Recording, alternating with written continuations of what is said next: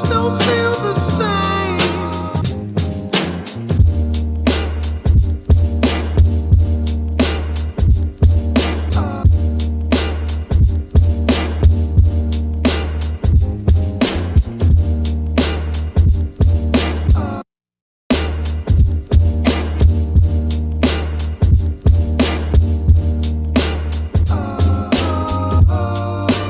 Just don't feel the same.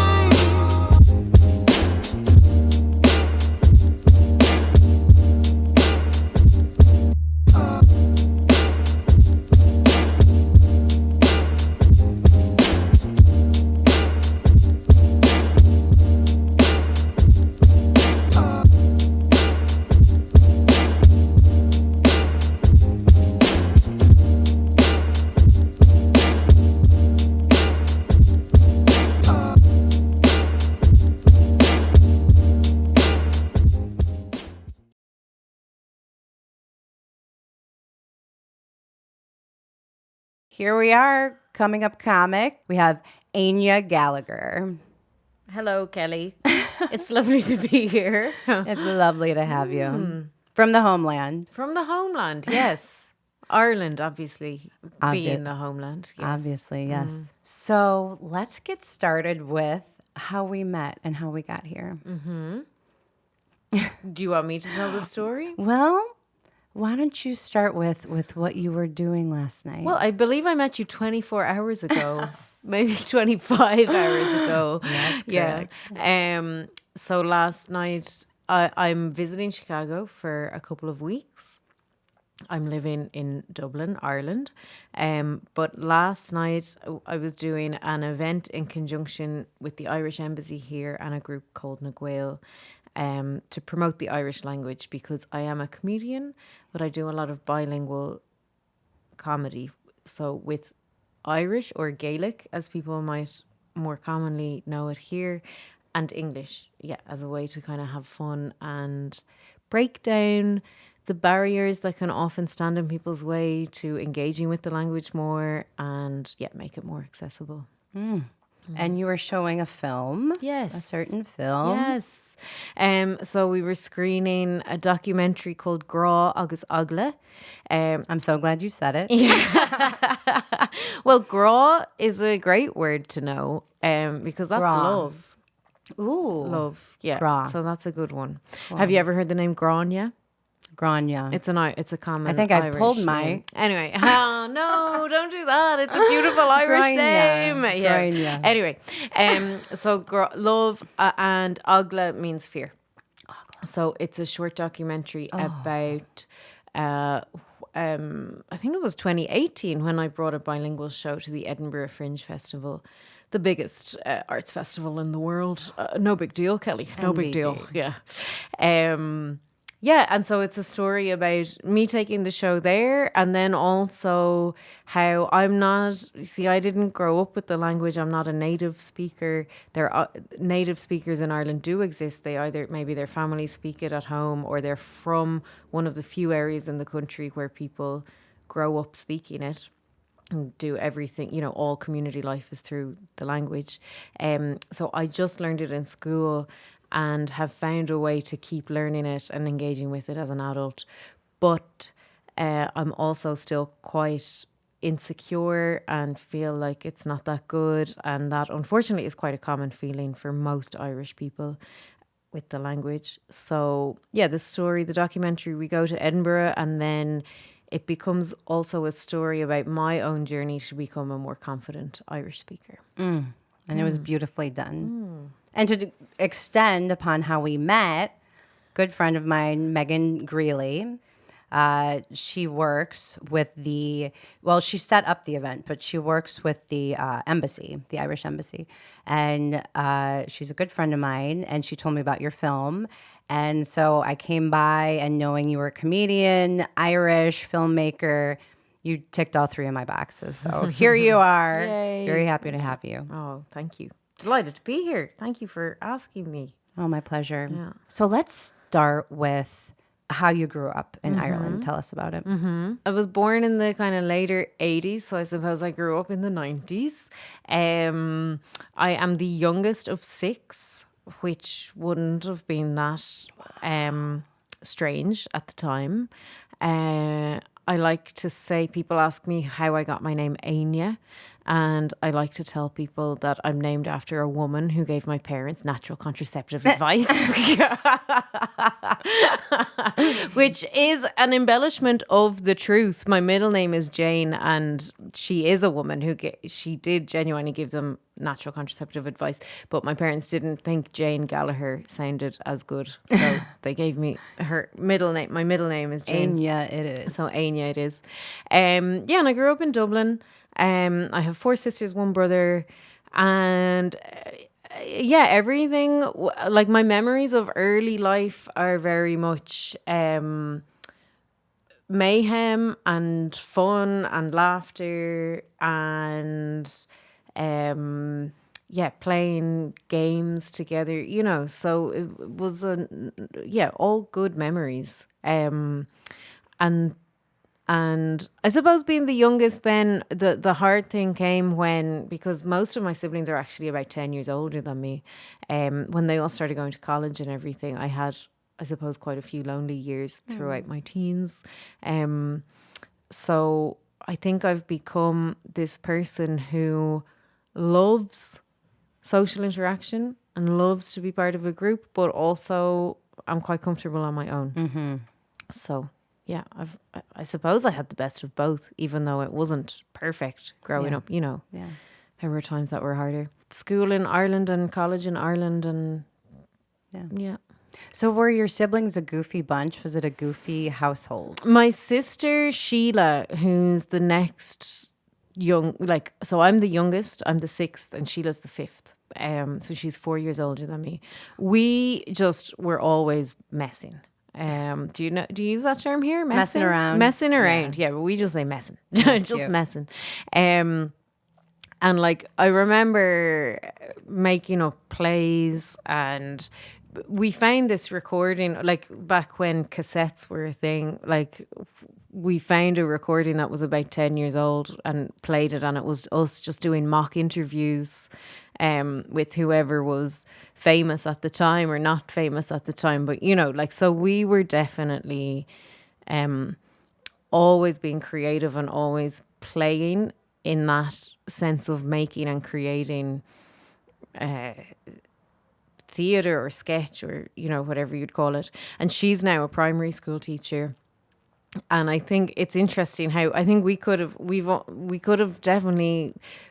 reversed, and I could be a primary teacher and she could be doing what I'm doing now, because she's so creative and she's always like writing plays with her students and making things and yeah. Interesting.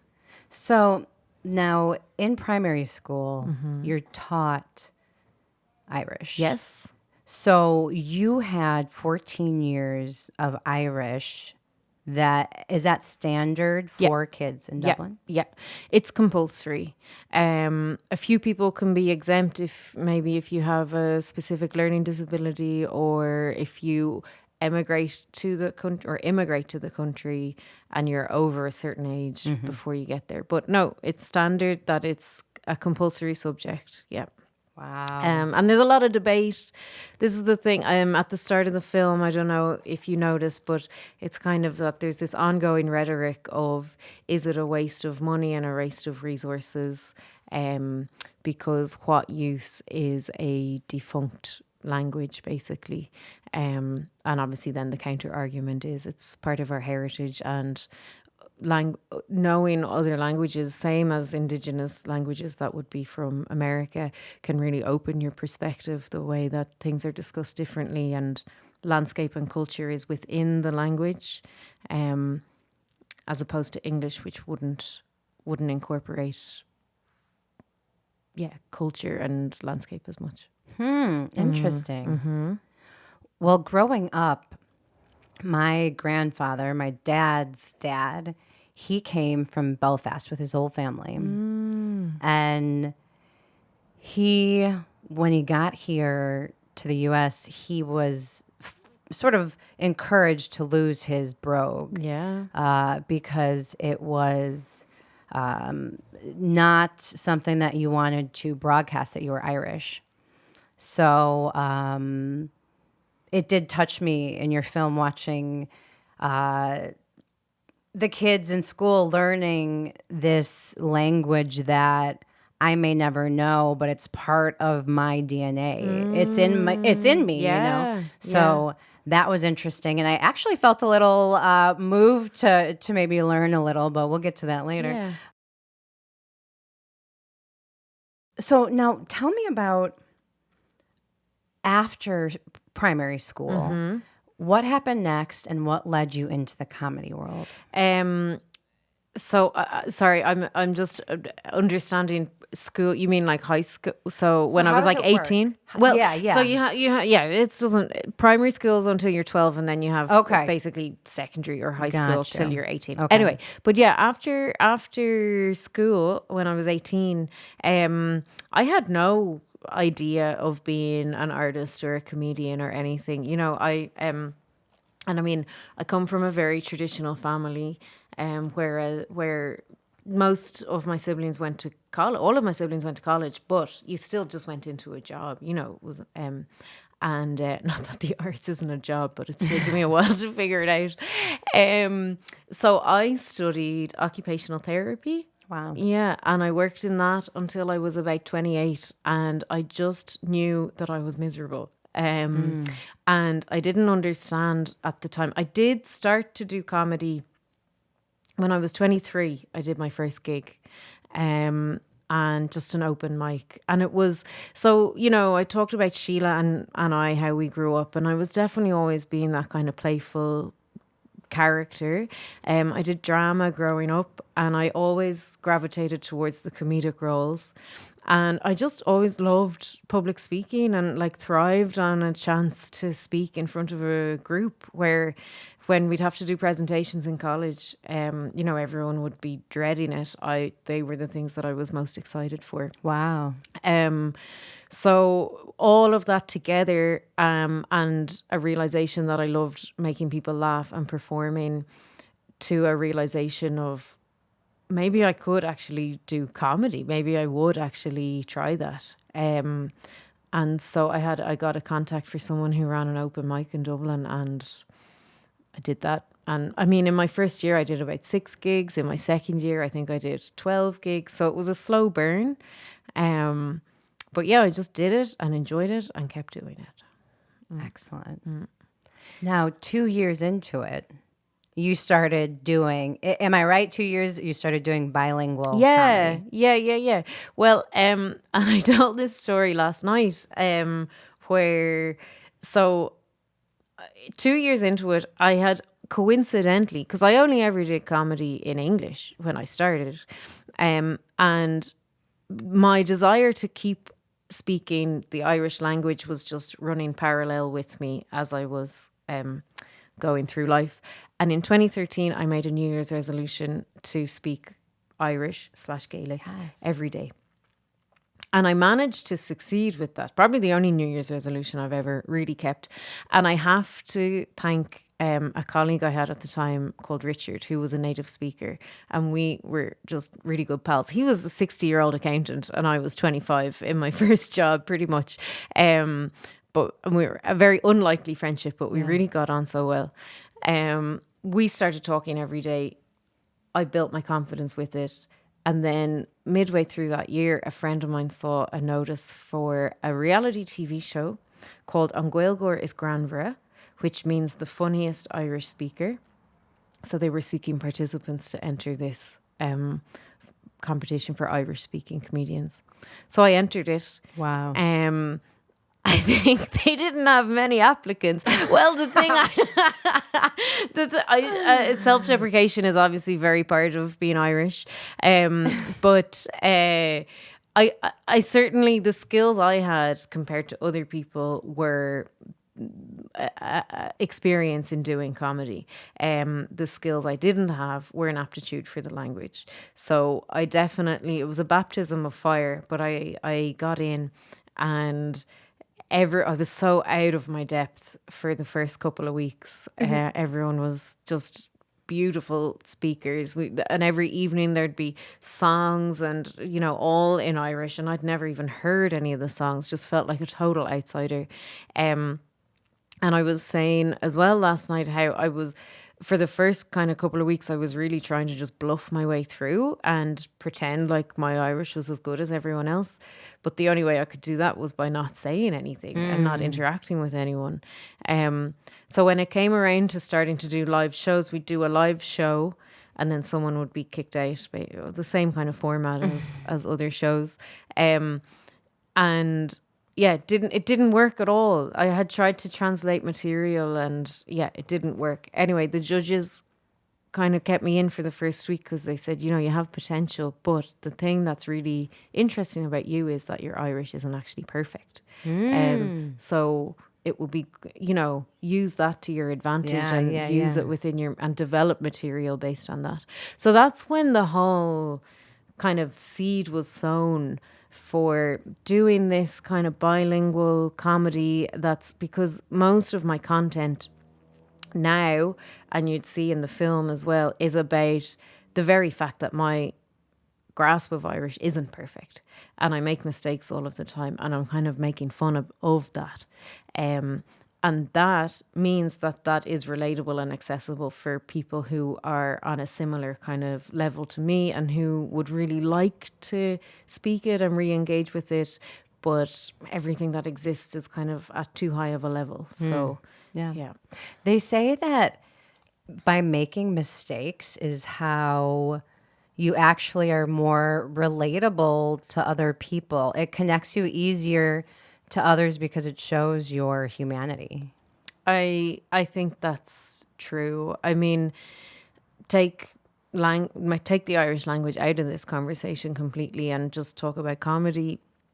I think vulnerability is so important as a way to connect with people. And that's, you know, when you see people making jokes and I find what I find fascinating in comedy is the line between self-deprecation and vulnerability. Because you need to be vulnerable to relate to people, but once you become self-deprecating, then you lose people as well. So, and that's what, and talk about not valuing the arts, you know, that I kind of alluded to earlier. I think comedy is a fascinating art form that the nuances of it are so interesting. Yeah. Me too. Me too. Comedy, I feel like once you can really do comedy and get comfortable with yourself, it's almost a superpower. Like you can do anything. I really think it's something that once you do it, you can tackle a lot of different art forms. That's, I think once you find your voice, find your own true voice, and I feel I'm at an exciting point where I really feel like I'm on the cusp of finding it. And I think it can really take a long time. And there's a really famous Irish comedian called Deirdre O'Kane, and she's been a great mentor to me through my career. We had a good chat a little while ago because I've been just feeling like I'm hitting walls or just not figuring out where I fit and how to share my work properly, because I'm interested in stand-up but also storytelling and filmmaking and, you know, anyway, it spans a few things. Deirdre's been in the game for decades at this stage, and she told me she only feels like she was truly found her voice in the past couple of years. And she's really on a roll now. I mean, she was very successful before, but she's just like, now it's just really working. It's all clicking and it's really enjoyable. Yeah. And then I think once you find your voice, once you're confident of your own voice, then the power comes because you're bulletproof then. Yeah. And we bonded over that last night, that it feels like there's a lot of momentum happening right now. And what I've realized is working in corporate America for over 25 years and not having a background in entertainment, it's brought me to a place that everything feels like it's coming together, and it's an incredible feeling. And it did not happen overnight. And that's the other thing is I always say my slow game is good. I mean, it's taken me time. I've been doing comedy 4 years now. But like they say, it's like I do a set 2 weeks ago and then do a set, a couple days ago. And it just feels different. Like I feel like I've grown so much in just a couple weeks. Like when you're a performer, you're always getting better and building on it. But that's how you grow and get better. And I love the experience. I love the growth and also believing in myself. So that's been, I think, the biggest thing. And I wish I was taught more as a girl, like just to believe in myself more. know. But I'm glad I figured it out now. Yeah. But what has that been like for you? Or were you raised a very confident Irish girl? Because I know No. it wasn't something that came easy. So how was that for you? No, it's been a challenge, and I don't want to. Yeah.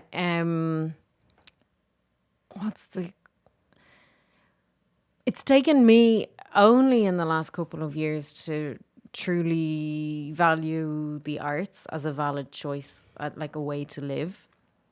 And growing up, I don't know. It's so complicated. I mean, obviously I do therapy, but like being the youngest of 6, I think there's this interesting thing as well where I've always had to be a bit of a performer. And that's kind of the only way I've been able to get attention. Wow, yeah. But also there's a part of me still now as a 37-year-old that always thinks I'm annoying. And I think, being the youngest of 6, like you've got 5 siblings just, telling you to get out of their face the whole time. So and then I have this very strange relationship with my own sense of humor and my own, when I let myself be my true like dorky self, that I almost immediately kind of cringe and I'm like, oh God, that's so Right. embarrassing, God, that's so real. That's such a real thing to bring up. Yeah. So it's only been the kind of really only the last couple of years that I've started to understand that this is me, like my natural instincts go this way, and like to really value it and Embracing it, embrace it and not be scared. And if people do, some people might think I'm annoying, but like you can't control that, and actually the feedback proves the other, like the feedback is good.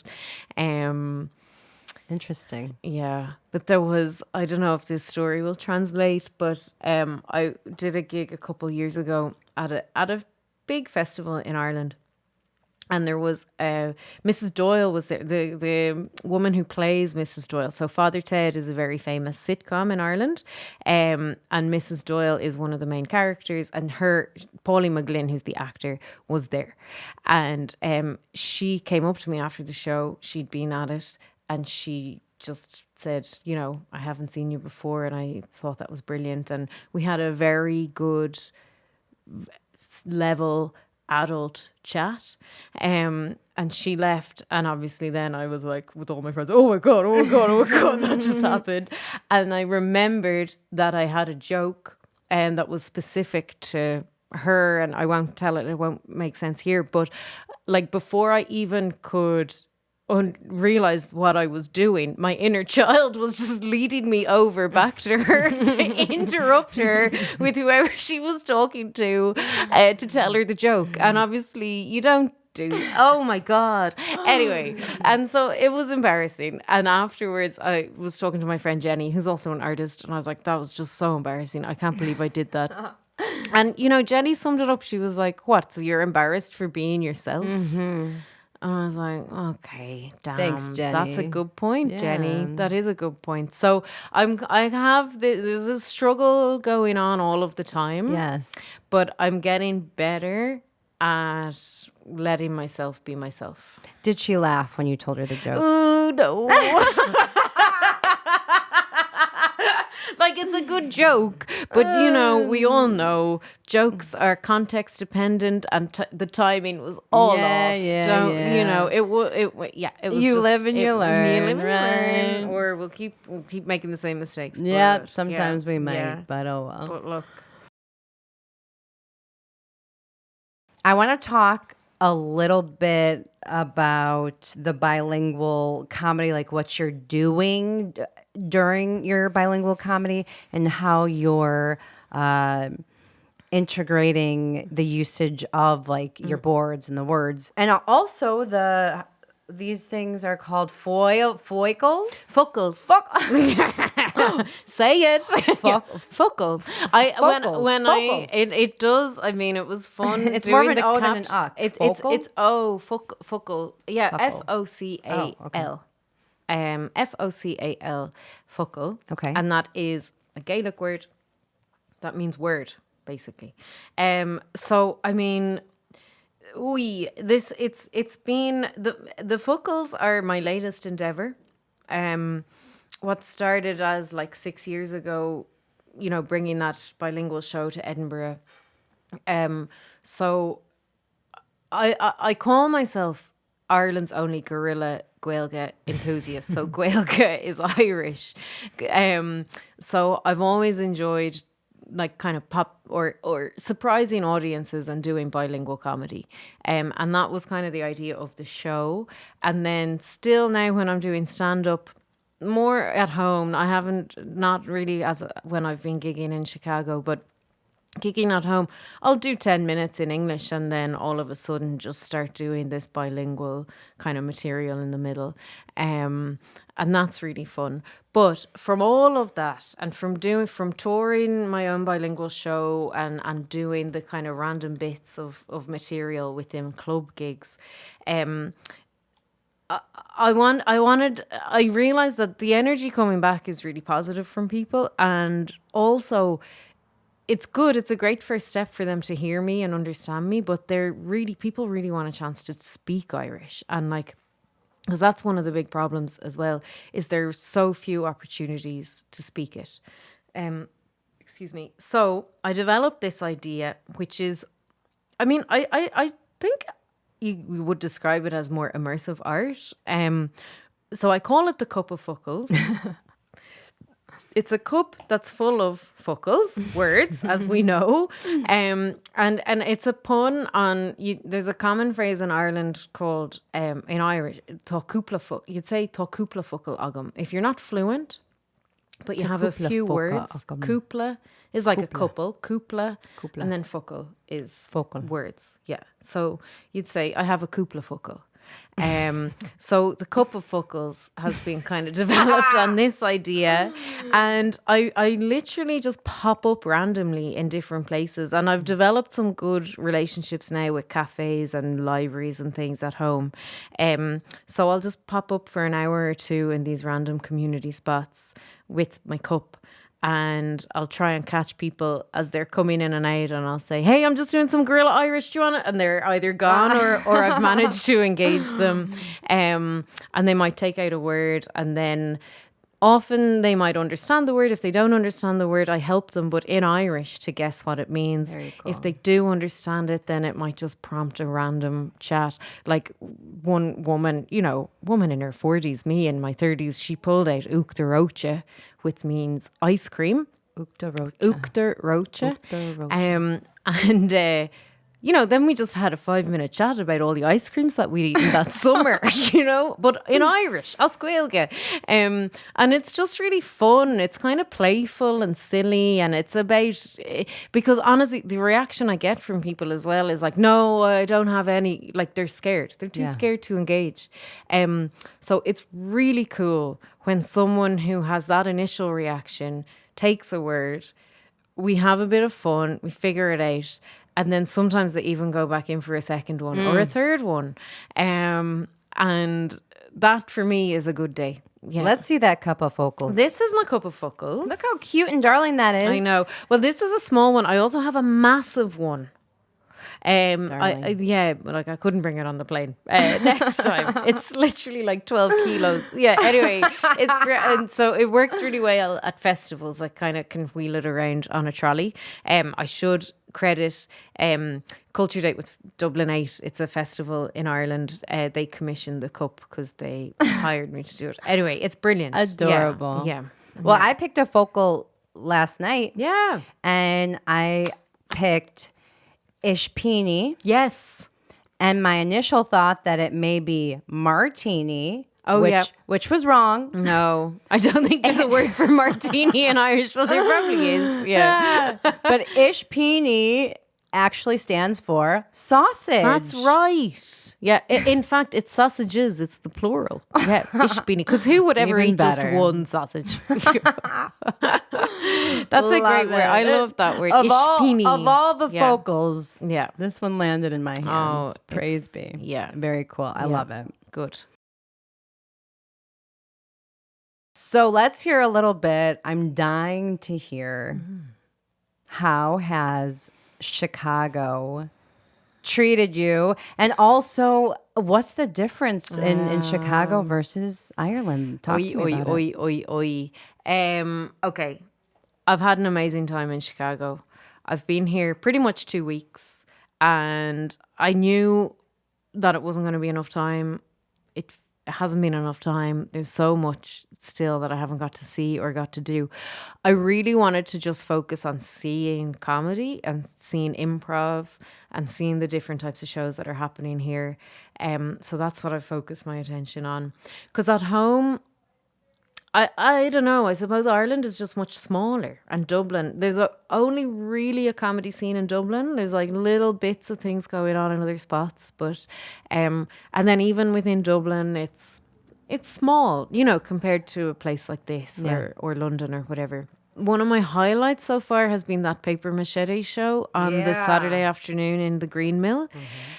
To just see this range of like cabaret and character and stand-up and everything going on at the same time, but to an audience that were pretty mainstream. Like there's sketch and character stuff going on at home, but it's for the audience is the people who perform it, if that makes sense, you know. It hasn't really been developed so much, or maybe it's just too small for there to be a true audience for it. So to come here and see this really cool creative stuff, and that there's people coming every week at 3:00 on a Saturday afternoon is really exciting. And because for someone who does stand up, I wouldn't actually be the biggest fan of stand up. It depends. There's people I admire like Maria Bamford or James Acaster. I think what they're doing is just incredible. It's the holy grail for me. But sometimes just going to club gigs all of the time, I can get a little bit tired because a lot of the content is quite similar, and So I love to see this kind of different, the character stuff. Also, the improv here has been brilliant. I've seen some really, really cool stuff. And I mean, I went to an improv show on Sunday in Logan Square Improv. Saw one of the best teams I've ever seen play. Late 90s was their team name. They were incredible. But there was a jam before that. And I think I love going to an improv jam when I'm in a foreign city, because I think it's a great way to meet people, because I'm often traveling on my own. Sure enough, met lots of people there, and a couple of them lived together and invited me to their house the next day, because they do new material night every Monday in their house. Wow. And it was just, That's so cool. I feel like I've got the whole spectrum of, I've literally been in someone's living room on a Monday night doing some stand-up, to going to shows. I saw a recording of Wait, Don't Tell Me, and, this went to Second City and stuff like that. So, and to just in 2 weeks have seen such a spectrum has just been amazing. So, yeah. It's exciting. It feels very vibrant and exciting here. Yeah. That's awesome. That's awesome to hear. What is the biggest difference? Is there anything that really stands out to you other than like just the sheer size differences, or anything in particular? See, I don't know. I was going to say, and I'm not sure if this is just me repeating it, but going to the likes of the Lincoln Lodge. You were saying last night was the really lovely, you know, and that there's kind of theaters that are dedicated to improv. Like at home, clubs would just, it's like a Monday night and they use a room in a bar, you know, and it's every Monday night the same club or in that spot. But there's no dedicated theater space for comedy, really. And also, I don't know, a lot of the audiences who come through Ireland, it's quite tourist focused. But that, again, might just be a size thing. I don't know. But to go to the Lincoln Lodge and that there's 3 rooms and they're doing shows every night and, like, local people are coming just to see comedy. Yeah. That's really cool. And to get to play to comedy fans is really fun because my style is dry and quirky, and a friend of mine says, you know, it takes a minute to get used to it, like to figure out what's going on. You know, I've got a bit of a geography teacher vibe going on at times. And I just felt here that it kind of instantly was understood, or, you know, that, I could just play, I could just have fun from the start. The Lincoln Lodge is a great venue. I love it. Yeah, we love it. Yeah. We love it as comedians. Yeah. And fans of comedy really love it. It's a popular venue. I want to talk a little bit as we begin to close out about your TED Talk. I think that was very exciting. TED Talks are known for their notoriety and the fact that you did one. How did that come about? How exciting was it? Tell us about it. Well, it's funny, you know, we were talking about it earlier, and it's I said something that is a hard thing to say as an Irish woman, but I'm actually very proud of it. And it's probably taken me a few years to really let myself feel that pride. I came about like everything comes about as well. You know, I did a show. I was doing a show for, it was kind of I wouldn't call it corporate, but it was kind of a university gig. I used to work for a company called Bright Club that train people in research and science to do comedy, to talk about their work. It's like a public engagement thing. Yeah, it's brilliant. So cool. So I was doing an event for that, and someone saw me, and they were organizing the next round of TED Talks and invited me to be a speaker. And I'm the type of person who says yes. I met you yesterday. You asked me to do a podcast. I say yes. I say yes. And that's a really cool thing, I think, about how go back to family life. And my parents always let me do, you know, I was allowed, I had the opportunities to do things, and they kind of are the types of characters themselves as well that would encourage just being positive about things and just do it, just go for it. So I did it. And I remember it was actually the year I was taking the show to Edinburgh, and I kind of I had to do my training session on Zoom before Zoom was a thing, because I was over in Edinburgh, and the training facilitator was excellent, because I was kind of doing this comedy set, and she was like, that's not going to work. Like, this isn't this, but what's the story? Like, what's actually the story? So the TED Talk was really fun because I got to actually tell a story rather than focus on comedy. And I think when I talk earlier about not being such a fan of comedy, I do love comedy, but the thing that challenges me about it is how people are just always expecting to laugh. So if you're actually trying to tell a story or tell something truthful or have 1 minute where you're just giving details and building something up, comedy audiences can get very restless. Whereas just the opportunity that you get when you're doing something like a TED Talk to actually lean in properly to a story and have people's attention, and you get to use an arc that you wouldn't normally be able to use within a comedy set. So that was really fun, and all those things happened at a similar time, you know, making the documentary and doing the TED Talk, and it really opened my eyes to how I love storytelling more so than comedy. I love storytelling. So What is in the future for you? With that said, what do you see? Yeah. It's a question that frustrates me sometimes because I feel like at every family barbecue, I get cornered by an uncle who's like, what's the plan? Like, what's the plan? And I just, of course, like, I have a trajectory, but I'm also trying to genuinely just kind of enjoy the work, go day to day, and not get too, we would say, bogged down, like stressed by the need for something to happen, because lots is happening now. But I will say, it's been a real adventure going around with the cup.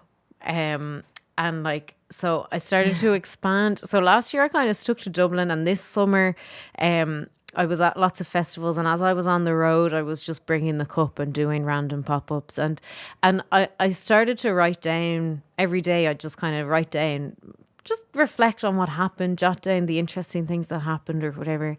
And I love writing. That's another thing. Like, I'm in a good practice now of writing every day. I've learned I just get up and I write. I just do an hour. And the stuff that comes out, it's not stand up. And for ages I was trying to then like adapt it and change it and squeeze it into a stand-up set. And now I'm like, oh no, I write like personal essays that are kind of comedic but also true. And just how I observe life and what I find interesting. So all that to say, I am trying to put the stories together to develop. Could be a book. It could be a live show that involves me reading essays somehow, but to kind of capture the adventure that has been the cup. That's probably my most solid kind of artistic project that I'm working on at the moment. And then I'm still kind of, I have a show about a drawer that's been in development for a while, and I might bring it to Edinburgh next year. It's kind of an analogy about how I try to tidy my miscellaneous drawer. Are you familiar with the miscellaneous? God. I think everyone is. Yeah, I think I have a miscellaneous apartment. Yeah, exactly. The more space you have, the more you fill, But just this kind of analogy that every time I try to tidy or organize my drawer, I make more of a mess. So it's this kind of like me learning to actually just trust my instincts more and go with things. So that's fun. And so the drawer, the cup, and happiness. Yeah, they're my three main goals. Yeah. The drawer, the cup, and happiness. I like it. I like it a lot. So now the Fringe Festival.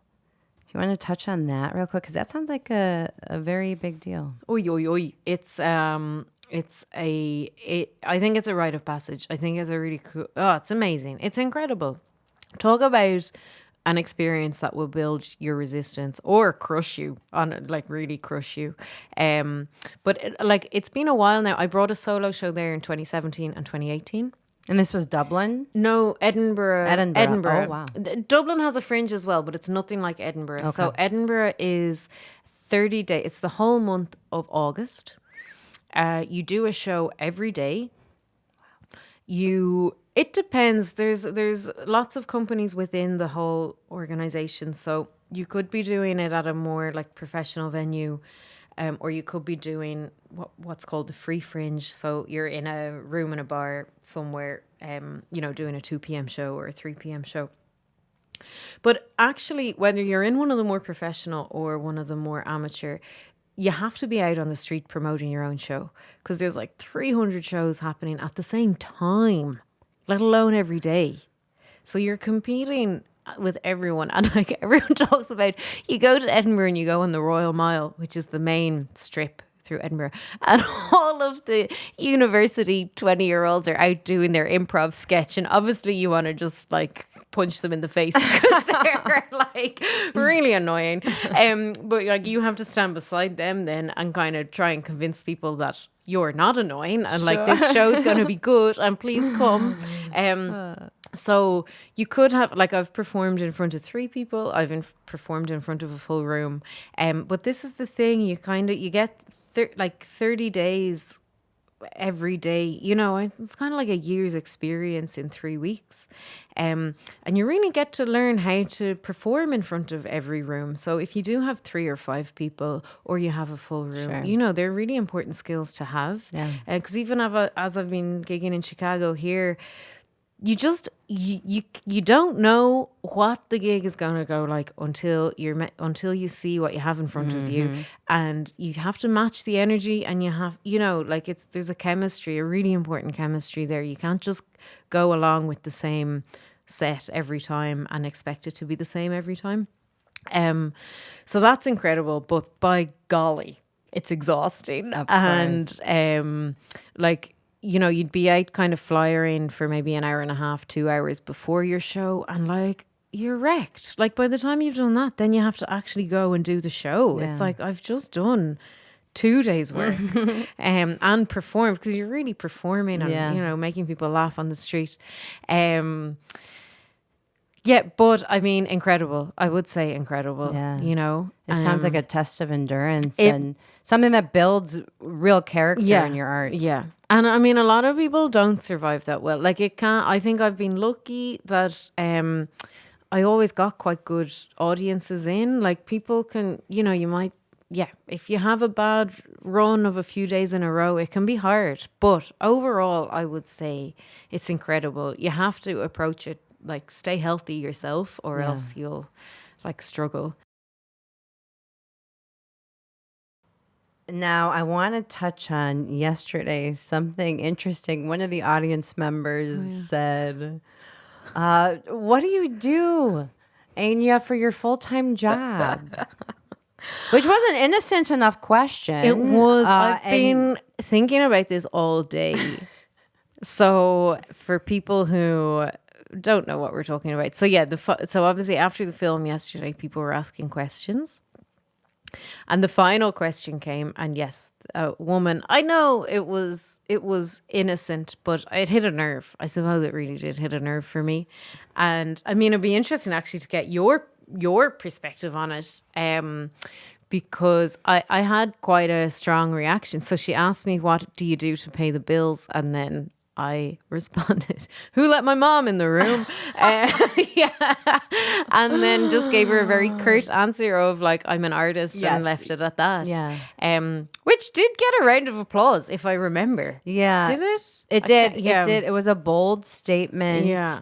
It was a strong and powerful statement, but it was not bitchy or Okay. rude. Okay. And Megan and I both talked about it today. We talked on the phone, and being artists at heart, both of us, and not even at heart, you know, it's like, that's Yeah. one thing I've also stopped doing. It's like, I don't believe I'm just like part artist. I'm like, nah, I'm all artist, baby.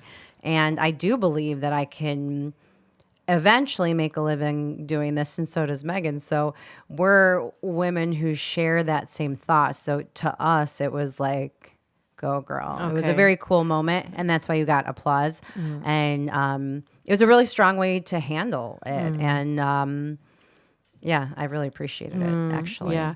To be honest, it's interesting, and this might show personal growth as well, which is nice, because I've been feeling pretty proud. I've been thinking about it, and I've been like, that was I think I did well, because I kind of made a joke. You did. But I made a joke that was obvious, that I didn't really appreciate that question very much, you know. So, and I think Irish people actually were quite good at that, at figuring out what the right joke to make is that can kind of diffuse a situation, but also make our opinions kind of known. You Interesting. know? Yeah, without getting too serious, or yeah. Yeah. When it's done right, I think it's the best Yeah. approach. Yeah. And there've been times in the past when it hasn't worked out, but I feel like last night, it was good. And the interesting thing is, I was wondering too, because I do work full time right now, and I'm doing my extra things on the side. So for me, I do sometimes wonder, like, a lot of people aren't able to do this full time. So the fact that you were again able to say that so strongly was very powerful, and it inspired me. So Oh, good. yeah. Okay. Yeah. I think it's really important for me to say it. I like for myself, even, you know, because of course I don't make really any money at the moment, but such a huge part of choosing this lifestyle is really believing and trusting that Yeah. it can work out. And also, you know, we have such a mono way of thinking about money and success and everything. And I've realized how there are so many ways because of my nature and then who I get to meet through my artistic work. And then I know someone who I can stay with, or I'm like, you know, there's a circular economy aspect to it as well. So it's just really interesting, you know, it's just about challenging the kind of more standard way of thinking about things as well. Yeah. And it's interesting because being brought up, it was always like, well, what do you really want to do? Like, yeah, that sounds nice, but what do you really want to do? And I'm changing my own school of thought where it's like, I can do this and I'm ready to take that jump. And that's, again, what we were talking about at the top. We feel that forward motion happening. So it's like, now's the time. Yeah, Now's no, the it's time. really exciting. But I mean, I will say it hit a nerve because I've been shot. That's come at me I'm sure. so Time and much, time again. time and time again. And I mean, my parents, they're very supportive people. They really are. But it's taken them a really, really long time to understand that this is the choice that I'm making. Like, you know, like I said at the start, I was working in a civil service job and had all of the good things going on and left it, you know, to pursue this, and they just couldn't understand it. I couldn't understand it for a long time. Wow. You're my inspiration. Well, I mean, that's impressive. And not a lot of people have the guts to do that. So, Well, thank you. not so much a plan, but if we're dreaming, you can have anything. What's your ultimate dream? Oh my God. Oh, that's a great question. It's probably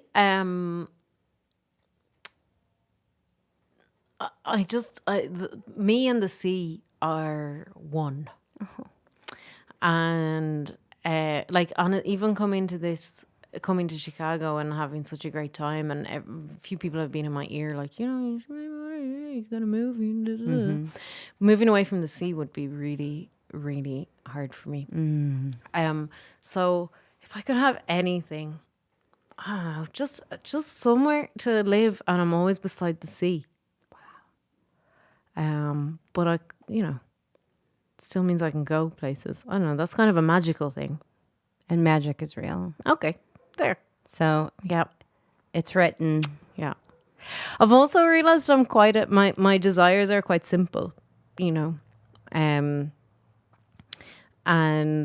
as I've been doing my own therapy and really learning more about myself and the whole concept of not even happiness but contentment, it's like, you know, life is pretty good actually. You know, it's very simple things that actually make me happy. But the sea, like on a day when it's not good, I'm like, just go get in the sea. And it's not, you know, there's days that are just not good and you just have to go through them. I'm not saying anything will kind of solve it, but the sea just helps me feel better for that time. I love that. Yeah. I love that. That's beautiful. That's beautiful. So why don't you, it's hard to say goodbye, but I would love for you to close us out with a message in Irish. Oh, okay. Well, I mean, is dói derhin slán agus bannacht. That's a very common, just kind of a greet, the opposite of a greeting, a farewell. Slán agus bannacht. It's just like health and safety, basically. The way we say slán to say goodbye, and we'd say slán óhaile, which literally means safe home. And if you've heard sláinte, which a lot of people know, it's obviously to good health. So slán is the word for goodbye, and it literally just means health. Slán. Slán. That's easy. I like that. What is the name so people can watch? Give us the name of your film on YouTube. It's Gra and the symbol for and, Agla. So Gra is Gra, symbol for and, Eagla. And it translates as love and fear. I love it. I love you so much. This has been a wonderful 24 hours. My mind is blown. Well, it's been a pleasure. Oh, it's been so nice. Thank you. If the cameras weren't going to run out of battery, I'd say let's just keep going all night. No, but Chicago has welcomed you rightfully with open arms, and please come back anytime. I will. From the moment I got on the train, people are so friendly here. And I think that's one thing, because people are friendly at home, but to come to a foreign place where people are as friendly has just made it so enjoyable for me. So thank you, Chicago. I've had such a beautiful time. Yeah, Chicago. Cheers to Chicago. Cheers to Chicago. And cheers to you. Coming up, comic, we are signing out. Thank you to our very special guest, Aine Gallagher, incredible comedian, bilingual comedian, filmmaker, beautiful woman. Oh, that's it for Aine Gallagher. Thank you so much, Aine. Thank you, Kelly. That's a wrap. Yes. Signing Yeah. out. Thank you.